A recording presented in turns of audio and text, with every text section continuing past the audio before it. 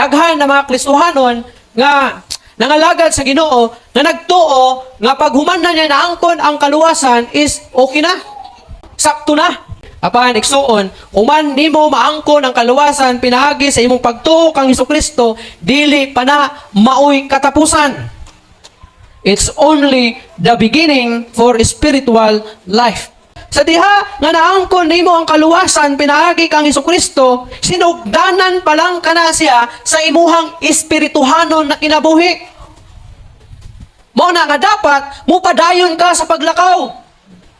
Mupadayon ka sa imuhang biyahe ingon nga usa ka Kristohanon. Dili pwede nga pag humana nimo naangkon is wala na.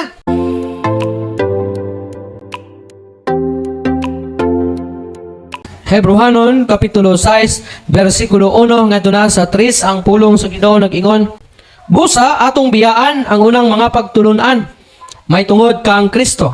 Mupadayon kita sa pag-uswag ngadto sa pagkahamtong.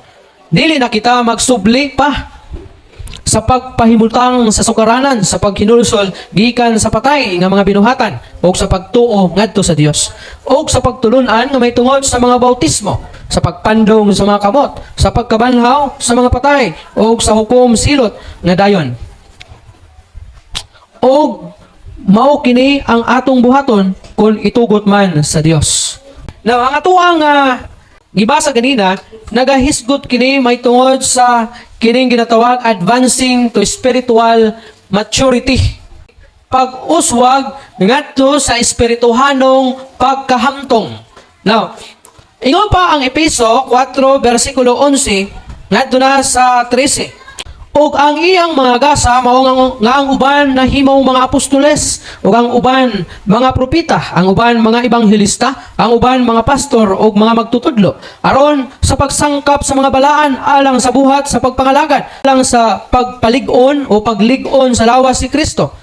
Hantod makakabot kitang tanan ngadto sa pagkahiusa sa pagtuo ug sa kahibalo may tungod sa anak sa Dios, ug ngadto sa kahamtong sa pagkatao, sa sukod sa gidak-on sa kahingpitan ni Kristo. Ang New Testament nagtawag kini sa Kristohanong kinabuhi diha sa pulong paglakaw. Ang atoa manggong pagpangalagad diha sa Ginoo sama kini sa paglakaw.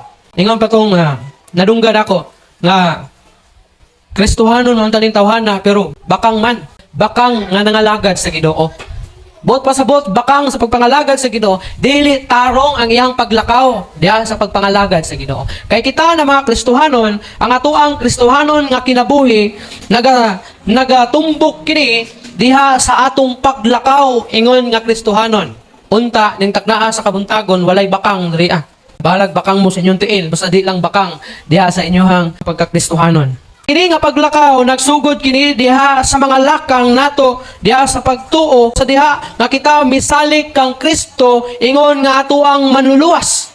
Apan kini nga kaluwasan nga atong naangkon diha sa atong pagtuo kang Hesukristo, dili kini maoy katapusan. Daghan na mga Kristohanon nga nangalagad sa Ginoo nga nagtuo nga pag human na niya naangkon ang kaluwasan is okay na. Sakto na. Kanang wala na bitaw siya tinguha pa nga mo-grow pa sa espirituhanong na kinabuhi. Apan igsuon, human nimo maangkon ang kaluwasan pinaagi sa imong pagtuo kang Hesukristo, dili pa na maoy katapusan. It's only the beginning for spiritual life. Sa diha nga naangkon nimo ang kaluwasan pinaagi kang Hesukristo, sinugdanan pa lang kana siya sa imuhang espirituhanon na kinabuhi. Mao na nga dapat mupadayon ka sa paglakaw. Mupadayon ka sa imuhang biyahe ingon nga usa ka Kristohanon. Dili pwede nga pag humana nimo naangkon is wala na. Di ba? Negosyante, kanang mga negosyante. Dariya, parang Ria. Oh. Negosyante man na siya. Kuyaw na siya sa mga negosyo eh. Tanan klase negosyo, pati si Rosana. Tanan lagi i-post. Kapit na mapila kong naong ditong post ba? Pero ano ba? Dili pwede nga nag-start ka o business na pagtukod nimo sa negosyo na kay puhunan. Dili pwede nga na kay puhunan na mutukod na kay negosyo okay na. Dili pa. Ha? Daghang proseso na kay puhunan Una ka makatukod og business nimo, mukuha ka og permit, mukuha ka og sa pana, sa BIR, mga tax na kay kuhaan man na, parehistro pa nimo, pagkauman. Dili pala diha nga human na isuki na. Kinahanglan pa nimong i-manage og tarong para dili mabangkarote. It's a proseso. Ya kung baguhan pa lang ka, nagakapa pa lang ka. So kinahanglan nimo ng paningkamutan. Di abot sa atong pagpangalaga sa Ginoo, dili kay human ka nakaambit og kaluwasan, maingon na ka, di na kumuampo. Kanang bitong imong simba kay ganagana lang. Nga kanang musimba og ganahan, musimba og wala gikapoy, musimba og lami ang tulog anang gabi, musimba og dagag panalangin. Pero pag naay problema, di musimba, pag kapoy ang lawas, di musimba, pag way tulog anang gabi, di musimba. Dili man na mao ang klase sa Kristohanon. Dapat may tulog ka man o wala, may trabaho ka man o wala, may kwarta ka man o wala, gikapoy ka man o wala, padayon ka nga mga lagad sa Ginoo. Kaya ang kaluwasan, dili maulang ang katapusan, apan ka na sinugdanan sa imuhang espirituhanon na kinabuhi. Na walking involves progress. Nabay galakaw na walay progreso. Kaysa may galakaw diri nga, porti na kong baktas, brad, o pastor, asa po ganyan to? Sa wala lang. Nabay lakaw, sa bagay, mura kang sundalo bito nga. Magana-ana ra, kana, wagi na progress. Pero kung lakaw yun, yung progress, mato kag tibungko, mato kag palingkidas tibungko. Kung ingna nga, kung mulakaw kami, mulakaw ko, asa ka man to? Sa palingkis tibungko, baktas ako. Kung ingna nga, sige kag lakaw, sige kag ana, wadyo ka kabot tibungko. Sa lang public market dra, makabot jud ka. So dunay progress, walay galakaw nga walay progress. So ang atong paglakaw diha sa Ginoo dapat dunay progreso. Adunay movement nga nahitabo sa imong kinabuhi. Kung walay movement nga nagapangitabo diha sa imong kinabuhi, bisan pampuon, di gani mampo, kay di ka maumampo. Kung tanong nimo, ano sa gay ka nakadawat sa Ginoo gani, brad, sister? Ako ana, mga 20 na katuig gikan ka pastor. Matay 20 na katuig, di pa ka balumampo. Basahon niyo yung Bible. Read ang Bible, Brad. Sa kuhan, Brad. Ano, Brad? Labinag sa mga lisod. Obadiah. Asa ganyan, Obadiah. Kaya numdong ko sa mga young people, pag babasahon niyo Biblia, nawa na sila diriya. Matayingon na ako nga ang mga bata ra dito, nabot ng youth dito sa likod siguro. Asa itong mga lalaki? Siguro kung asa naman, si Rex, patabang pod. Mainhay gini mo, si Jik, asa naman to? Dito na yun sa table of content. Tanaw dito, asa gani ni Ephesians sa gani. Ika mo, asa gani ni. Matay ko sa Bible sabay tawagan na. Bible drill. Ano ba na? Drill. Okay, open your Bible, the book of Lamentation. Matay, pildi na. Kaya ato pa man kasakwan. Asa gani Lamentation, asa gani nga page ha? Man na. Kakansa ng pikas. Ano man? That's the sign na why doon kagabasag Biblia. Mana isinyalis ka wa jud kagabasag Biblia kay nganong wa man jud katuod. Napakutanaon nimo kanus ka na imong Kristohanon. Taud-taod na pastor, mga pulo asyo katuig. Matay na pulo pud ka katuig way basag Biblia. Ang pulo nimo, ikaw ang pulo karon. Dili ko si kuan lang. Putan, ano di ba po? Ulaw. Utay, ulaw. Digid ka ba lumampo? Kung tanong nimo kanus na ngalaga sige. Dugay na mga 20 katuig na. 20 katuig na panguy ampo-ampo. Ano ba?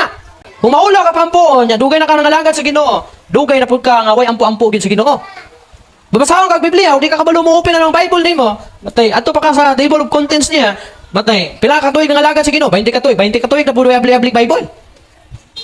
Ano na? So, dapat manggod na progreso. Ang atong pagpangalagad sa Ginoo, galakaw tas pagpangalagad sa Ginoo, dili pwede nga, luwas na ko, inani, di na ko musimba, inani, basta kay, unsa akong buhaton ako kay Kristohanon naman ko, mamatay ko, malangit ko, niyag ma-impyerno ka, niya ka, matay impyerno dahil ni, impyerno dahil ako natuan, wala na may, sa itong salida nila, Dingdong Dantes, rewind, wala na may rewind, alam ka, mayroon ka ni, may tinuod nga San Pedro na dito, kay kung nasa San Pedro ito, gabantay sa impyerno ba, bantayan San Pedro?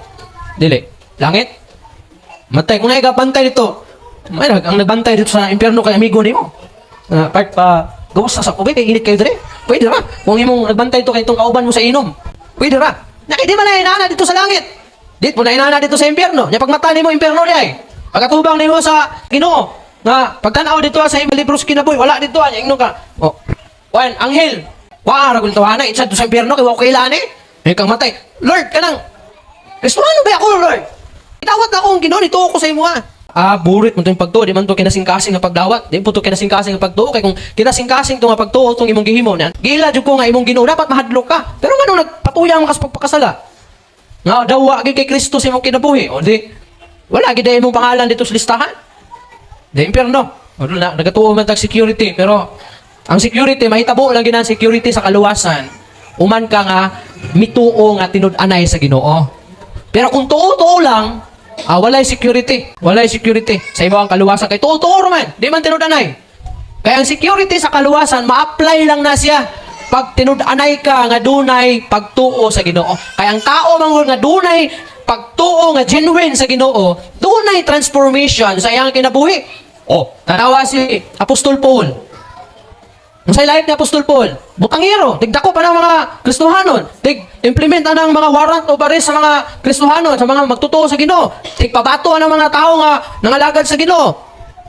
Nya, sa diha nga nituo sa kay Jesus Christ, human niya ma-encounter si Jesus Christ samtang padulong sa Damascus. Unsa man niyang kinabuhi be? Total transformation. Gikan sa persecutor, nahimo siyang magwali sa dalan, mag-adto siya sa mga kasimbahanan, magdasig. Limang kaana, uyo kaysa. Total transformation. Kita baka ni Paul nga, human siya maka-encounter kay Jesus Christ sa dalan sa Damascus, niya nag-adto na po siya dito sa mga Kristohanon kay iyang gipamatay? Wala. Asa man siya nakita? Sa dalan, nagwali. Human siya makaila kay Jesus Christ. Niya ikaw, humayon ka nga, na naman si Jesus Christ akong kinabuhi, mituo ko sa iya. Pero, kusog yapon mo paaso. Kusog lang yapon mo, suyop o kabayo ang pula. Matay, dili man na inana ko ang life ko ni Paul God sa una, nga na-encounter niya si Jesus Christ. Dapat masabtan na to ang total transformation sa itong kinabuhi. Walking involves progress and Christians are supposed to advance in the spiritual life. So ang kaluwasan usa ka progreso o ang Kristohanon dapat kanunay kining advance dira sa iyang spiritual life. Sama sa usa ka bata. Kita baka bata nga pagkatao mudaga na. Wala man siguro no. Matay basig makulbaan ka basig paingon ka nga basig ti anak niya akong anak na ako kay nganong paggawas pa lang ni daga na. Matay, wala gyud. So hinahinay ginagproseso, kama nga tudlakaw, hantod di pa natanong og lakaw, maumod pa na, mabangga pa na siya. Hantod na makabalo na siya mulakaw, ikaw na po yung magproblema. Kay mo kat diri, kat dito, tagan diri. Ikaw na yung magugud-gukod. Inahanap po nato pagka-Kristohanon. Dunay progress. Dili pwede nga usa ka bata human siya mag-practice og lakaw, hantod na edad na lang siya 20 anyos. Di kay po sa kabalo mulakaw. Magsige na gyapon kamang-kamang niya, ana gyapon tuhod. Bangga lang gyapon, di pwede na. Dapat dunay progress. So mo grow ta, makalahutay ta pag buagi ta og mga difficulties, mga kalisod. So dapat madaog nato ni siya. Kay mao man na siya ang makapalig-on sa imuha nga mulakaw. Ang bata kung di nakatilaw og tumba, di man naman ning kamot. Ang bata mo practice og lakaw, matumba, maumod, pero ano mo bangon man gyapon siya, mulakaw lang gyapon. Kay dapat niyang madaog na siya. Dapat niyang mapildi ang mao nga difficulty sa iyahang pagtuon o paglakaw. Kita usab, samtang kapangalagad ta sa Ginoo, dili mahimong lami ang atong kinabuhi dayon. Nasa diha nga gi-receive nimo si Jesus Christ, sa diha nga mituo ka sa iyaha, lami na ang imong kinabuhi. Daghan pa mga pagsulay. O kini na mga pagsulay kung masabtan nimo, mao ni siya ang magsilbi nga pamaagi aron ikaw makakat-on o aron ikaw mulig-on o mutubo diha sa imuhang spiritual life. Advancing to spiritual maturity. Number 1, holding fast to the faithful word is the key to spiritual growth and maturity. Kung kita daw magapugong, magahold sa o magmatinud-anon diha sa pulong sa Ginoo, mao kini ang susi sa ato ang espirituhanon nga pagtubo o sa ato ang espirituhanon na paghingkod. That's why sa akong gingon kanina, kung dili ka paswito sa pulong sa Ginoo sa Biblia, nagapasabot lamang ka na nga wa jud ka gabasa og Biblia. Kung napulo nakakatuig nga Kristohanon pero di pa kaswito sa Biblia, bisag patanawon kag asa makitaan ang Jan, maabot na Old Testament. Ayun ka nga asa ang Roma, hala abot na sa Old Testament, dito na maabot sa Genesis, basig naa diri ang Roma. Patay layo That's the sign na wala jud ka gabasa sa pulong sa Ginoo. Naingon pa ang Titus chapter 1 verse 9. Nga naghupot pag-ayo sa kasaligang pulong sumala sa gitudlo kaniya aron makahimo siya sa pagdasig pinaagi sa hustong pagtulunan ug sa pagbadlong sa mga nagsupak niini. So kita na mga Kristohanon dapat pugong kita nga lig-on diha sa pulong sa Ginoo. How to hold fast to the word of God? Pinaagi sa pagbaton o unwavering faith. Dili matarok nga pagtuo. Holding fast to the faithful word is the key to spiritual growth and maturity by having unwavering faith. Pagtuo nga dili matarog. Dapat kita na mga Kristohanon makabaton kita o pagtuo nga dili matarog. Although there is much in the scripture we don't understand and we may not like, but the proper response is to rest assured that all of God's word is trustworthy. Kinamang ko uban nga kung mubasa sa pulong sa Ginoo ang yarang dawaton katurang mauyunan niya. Ang di niya man uyunan, di niya dawaton.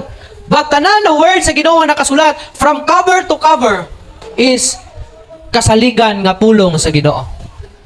Whether you like it or not, pulong siya sa Ginoo. And you must have this unwavering faith diha sa word sa Ginoo. Matayog ka kung dili ta mugunit sa pulong sa Ginoo. So dapat we have this unwavering faith kay para dili ta matayog. Then the other one is applying scripture to our lives. So dili lang kagabasa sa pulong sa Ginoo, dili lang kagatuon sa pulong sa Ginoo, kundi gi-apply pagid nimo kini diha sa imuhang kinabuhi, applying scripture to our lives. Kaya nga naman, kano sa mahimong mapuslanon ang pulong sa Ginoo? Sa panahon bas pagbasa? Dili, kung dili sa panahon na kung kini imong i-apply sa imong kinabuhi. Na kung dili ka gabasa sa pulong sa Ginoo, kung saan nimo pag-apply sa pulong sa Ginoo. So kinahanglan mo basa ka sa pulong sa Ginoo, and of course, i-apply nimo diha sa imong kinabuhi ang pulong sa Ginoo. Ang kamatuoran sa Biblia dili lang ang patukuranan sa atoang pagtuo or sa atong tinuan, but the message in our hearts and minds.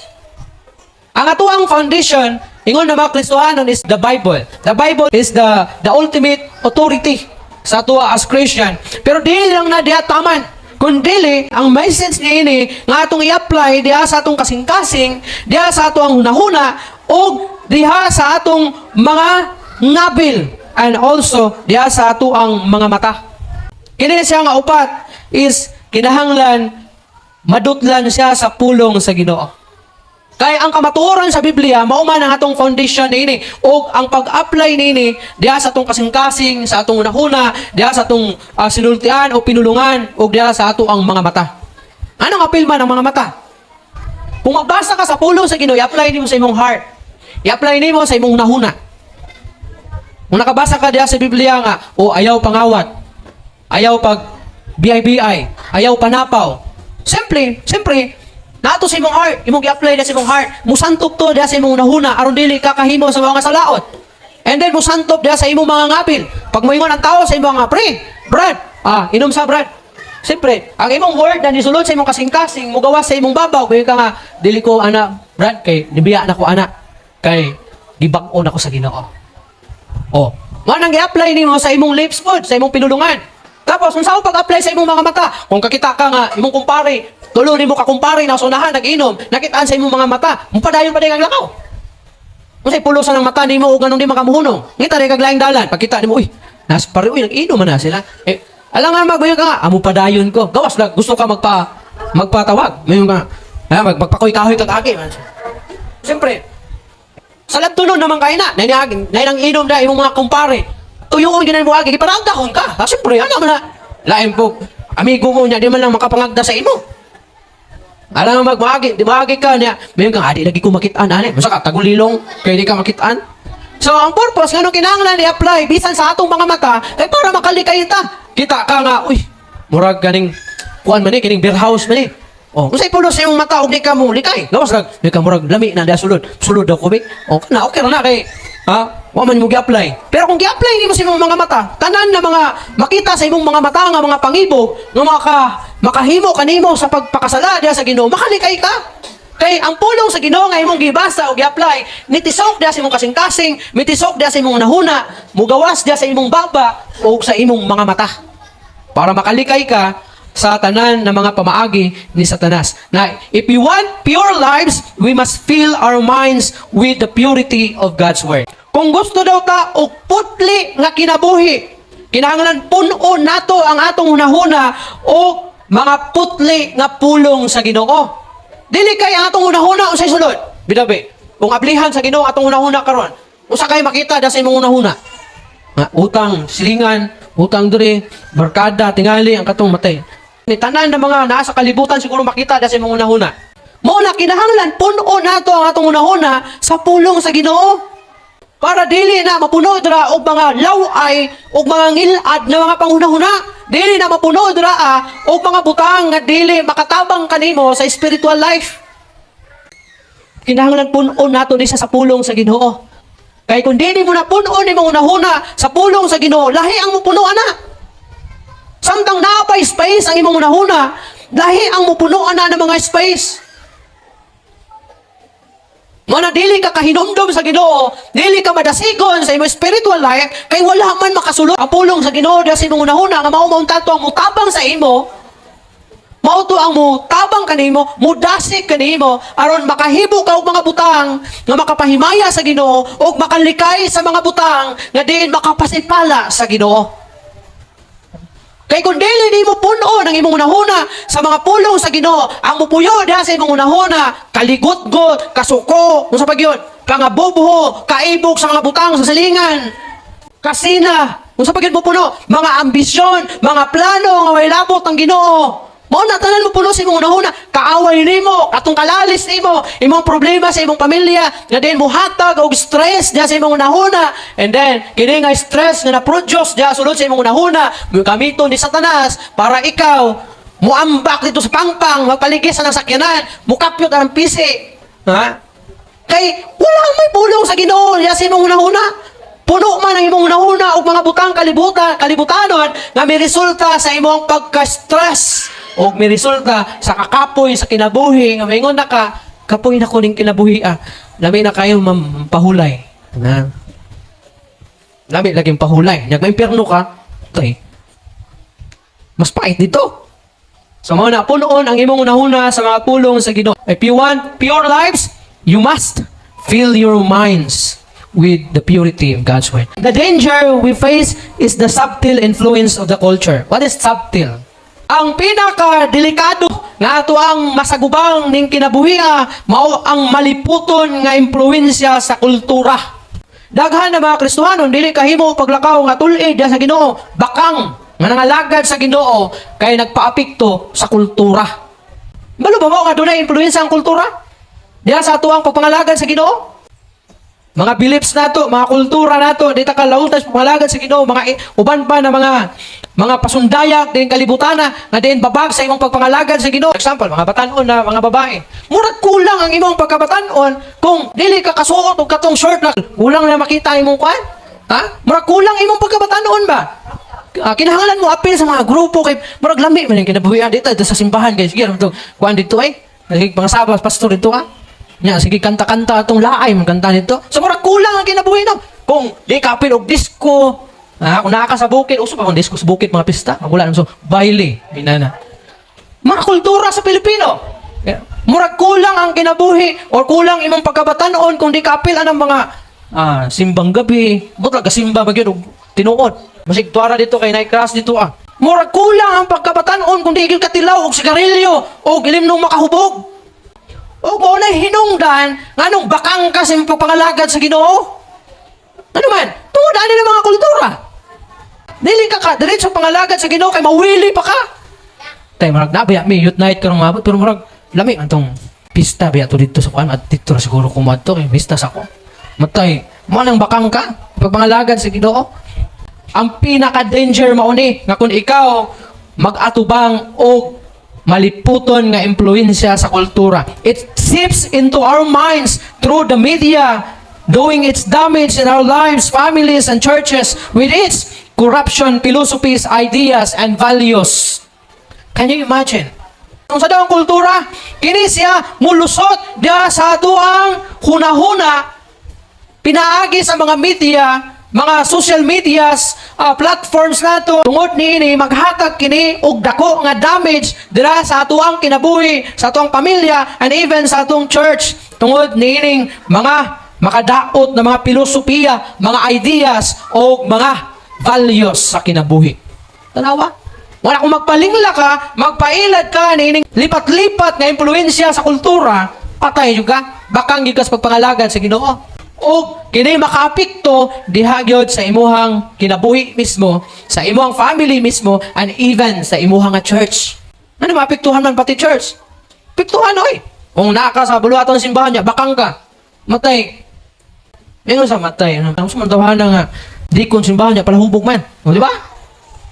Kung ingna nga, mayo na nga dikon kamo inom. Di kita minaan ng tao. So, Unsa man ang bayanaa nga. So leader man kana simbahan nganong ha? Inana man lagi nagkuan lagi kanang sinuluban lagi. Ha? Pakigol-kigol pa man, short lagi. Nya Mutakitagay pa man lagi na. Dato'y gibalita, diya sa may bukana ganito. Tabangan og dunggab. Pila edad ba na po? 12 anyos.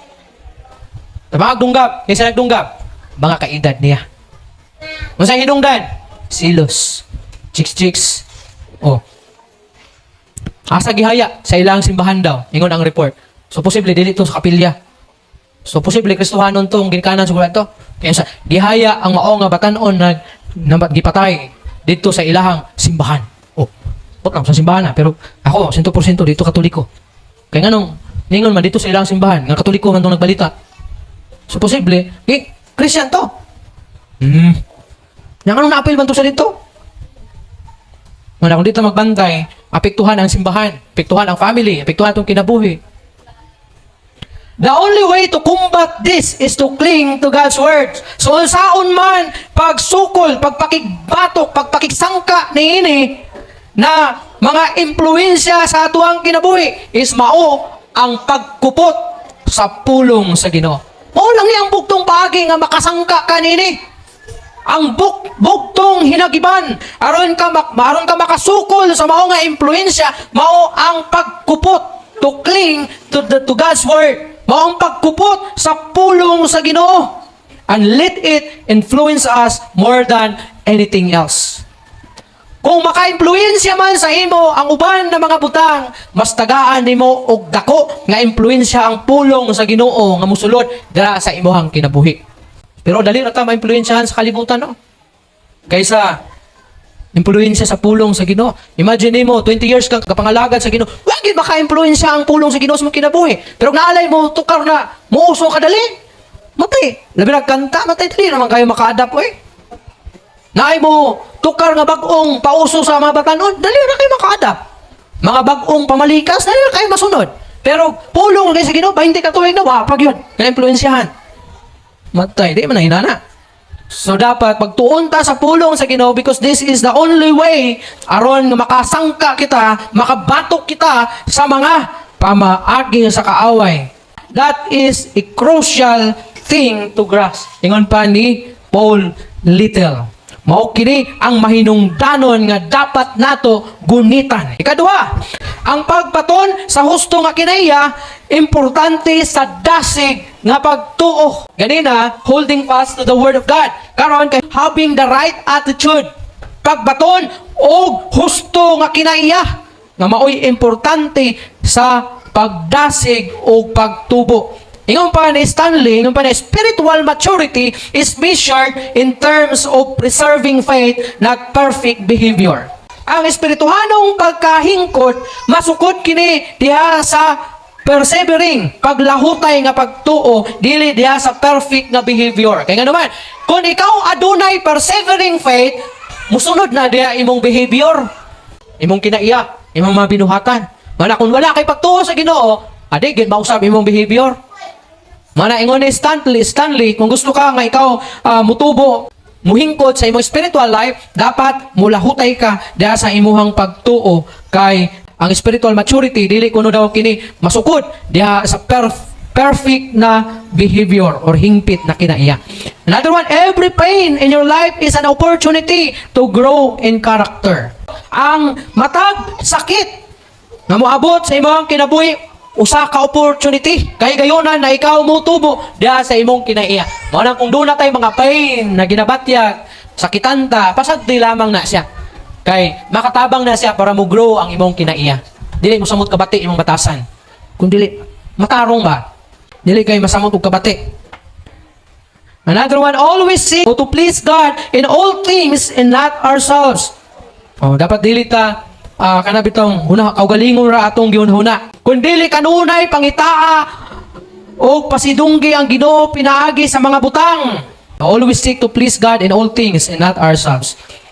Be everything that He wants. Mahimong tanan nga gusto niya nga mahimong ikaw. Even James gani nagingon gani siya, man kung ikaw daw mupasensya Sa mga kasakit sa imong kinabuhi, ang resulta niini mo resulta kini og maayo. Na din ikaw mo hingkod sa imong spiritual life. You will be all that God wants you to be.